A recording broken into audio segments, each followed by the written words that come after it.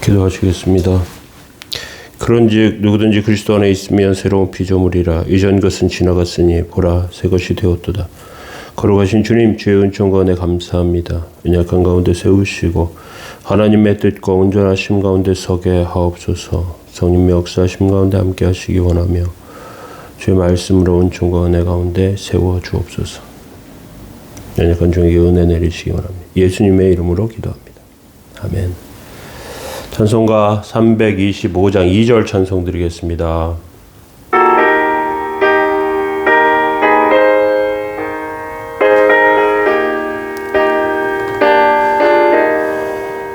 이 세상 사는 동안에 주 이름 전파하면서 부안한 복락 주시듯 예수를 위해 삽시다. 날마다 주를 섬기며 언제나 주를 기리고 그 사랑 안에 살면서 딴 길로 가지 맙시다. 아멘. 시편 54편 1절에서 3절까지 말씀 보시겠습니다. 하나님이여 주의 이름으로 나를 구원하시고 주의 힘으로 나를 변호하소서. 하나님이여 내 기도를 들으시며 내 입의 말에 귀를 기울이소서. 낯선 자들이 일어나 나를 치고 포악한 자들이 나의 생명을 수색하며 하나님을 자기 앞에 두지 아니하였음이니이다. 셀라. 아멘. 예, 오늘 시편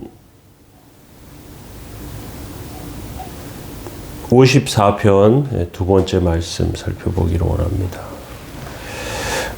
시편 54편 어려움에 빠진 갈 곳 없는 사람, 어려움 가운데 빠진 다윗이 하나님께 요청하고 있습니다.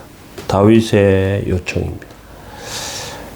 다윗이 지금 사울에게 쫓기고 있습니다. 갈라 사람들을 도와주었지만 사울에게 고하고 그는 다시 도망자가 되어야 합니다. 다윗이 어리석고 게으른 자였다면 미래에 어떻게 되든지 일단 편하게 쉬고 목욕하고 양과 소를 잡아 먹고 포도주를 마실 수 있는 편한 곳에 계속해서 머무르려고 애썼을 것입니다.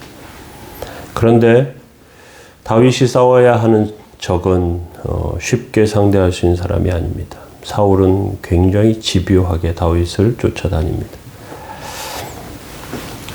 과거에 다윗이 싸웠던 골리앗은 힘만 센 어느 정도 무지한 그런 사람이었지만 사울은 그런 사람이 아닙니다. 또 사울은 쉽게 공격하거나 죽일 수도 없어요. 그는 왕이었기 때문에 그렇습니다. 하나님의 이름으로 다윗을 공격합니다. 이제 다윗은 어떻게 해야 될까? 어려움 가운데 더 빠져듭니다. 지금 만약 사울의 마음과 생각을 바꾸려고 머릿속으로 들어갈 수가 없어요. 먼저 다윗은 그런 가운데 하나님께 요청을 합니다. 먼저 첫 번째 한 요청은 무엇이냐면 1절에 하나님이여 주의 이름으로 나를 구원하시고 나를 구원하소서. 먼저 하나님의 도우심과 하나님의 그 판단을 요청하고 있습니다. 하반절에 주의 힘으로 나를 변호하소서. 변호한다는 말은 나를 판단하소서 하는 뜻입니다. 다윗이 도저히 갈 곳 없는 상황 가운데 하나님께 하고 있는 요청입니다. 나를 구원하시고 하면서 요청을 합니다. 하나님께서 나를 구해달라는 것이죠. 나를 구원하시고 내 생명을 지켜주셔서 하나님의 약속을 이룰 수 있도록 해주십시오.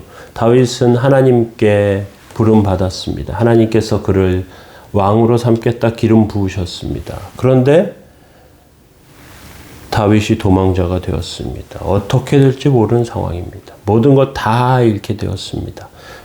어려움 가운데 어떻게 할지 모르는 상황, 그런 가운데 나를 구원하소서.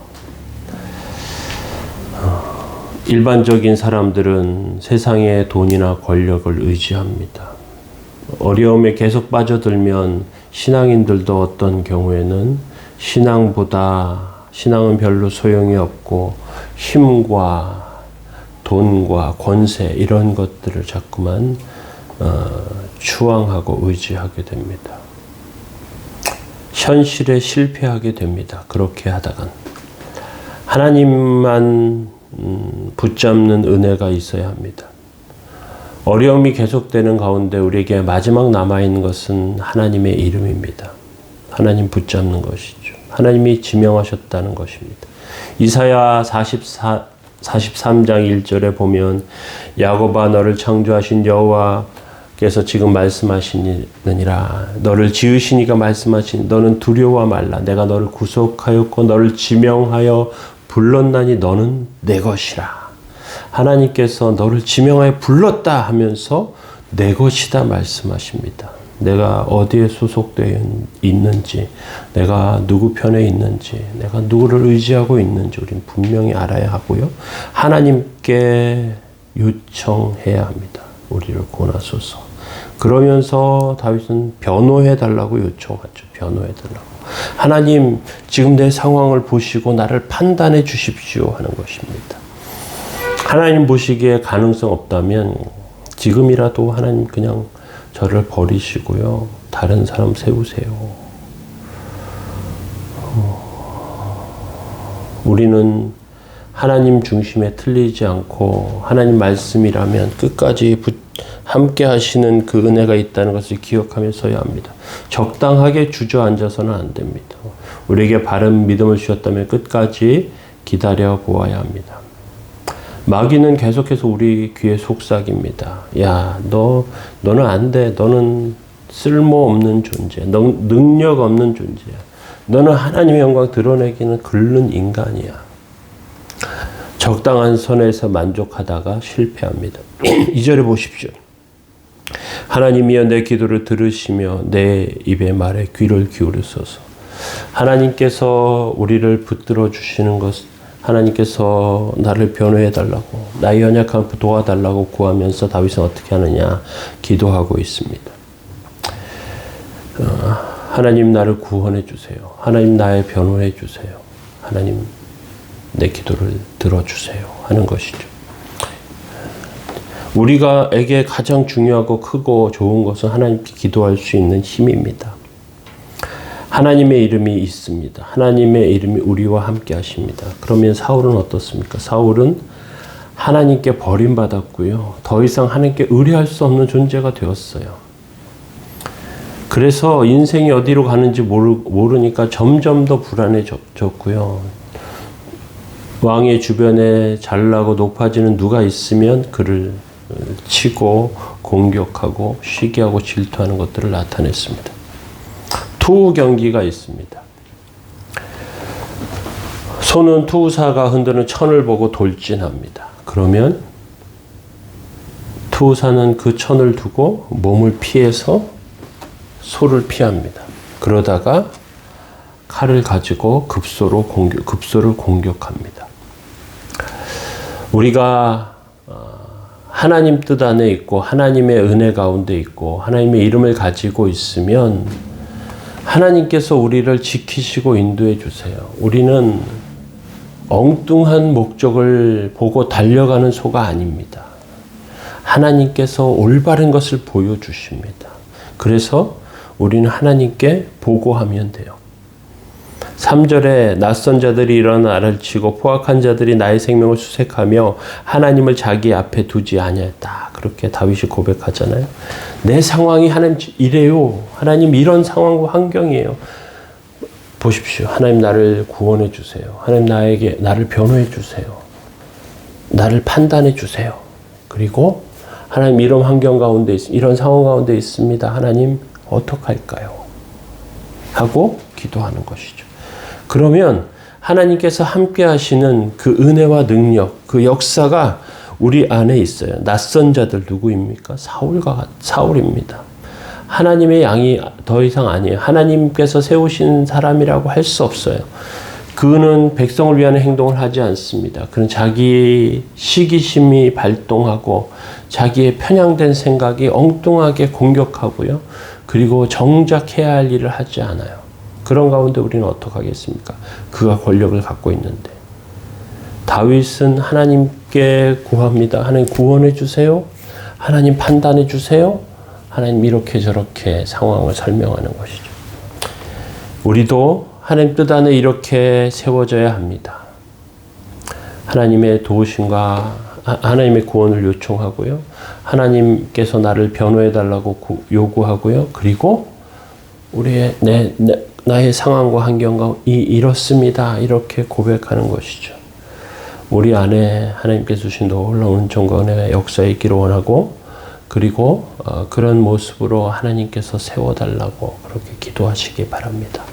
오늘도 주의 도우심과 은혜를 구하는 복된 심령들 다 되시기 바랍니다. 기도하겠습니다. 사랑의 하나님, 주의 은혜와 하나님의 사랑 감사합니다. 하나님 인도하시고 함께해 주셔서 하나님이 역사하시는 하나님의 능력과 은혜 가운데 세워지는 복된 삶 다 되게 하여 주시고 저희들의 영혼과 삶이 주의 은혜로 주의 도우심으로 채워지게 하옵소서. 오늘도 지키시고 인도하시기 원합니다. 함께 하시기 원하며 예수 그리스도의 이름으로 기도합니다. 아멘. 교회를 위해서 성도들을 위해서 함께 기도해 주시기 바랍니다. 특별히 나라를 위해서 기도하실 때 이 나라의 민족에 하나님 은혜 내리시고 올바른 지도자를 잘 세워달라고 그렇게 기도해 주시면 좋겠습니다.